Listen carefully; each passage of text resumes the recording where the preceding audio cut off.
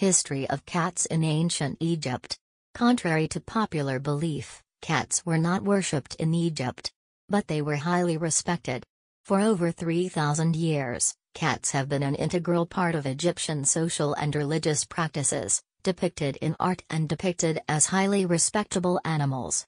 They were seen as representatives of fertility, justice, and power, and were synonymous with several gods, most notably Bastet, who was depicted with a cat's head.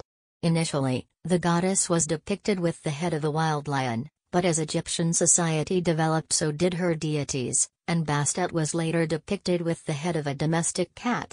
As such, cats were given high status in Egyptian society. The history of cats in Egypt was an important part of the economy. There were special cat cemeteries where cats were mummified and buried.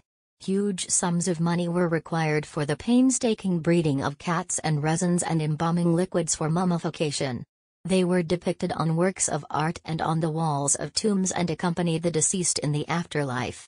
In the ancient Egyptian civilization, cats were popular with all classes. Pharaohs often kept large cats as pets and made gold jewelry for them. The poorer classes obviously couldn't afford it, but cat-themed jewelry was very popular.